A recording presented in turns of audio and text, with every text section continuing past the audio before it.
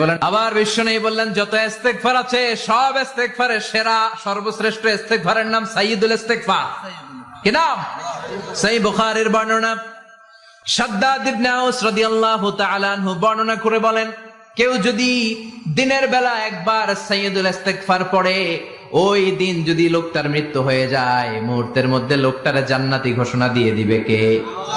রাত্রি বেলা যদি কেউ সাইয়্যিদুল ইস্তেগফার একবার পড়ে, ওই রাতে ইন্তেকাল হলে তার জীবনের সব গুনাহ মাফ করে দিয়ে ওই লোকটারেও জান্নাতি করে দিবে কে?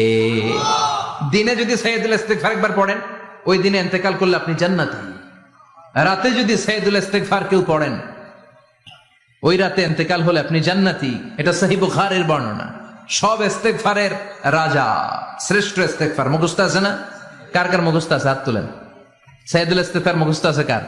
মাশাআল্লাহ, তাবারাকাল্লাহ। এটা আপনাদের বাড়ির কাজ দিলাম।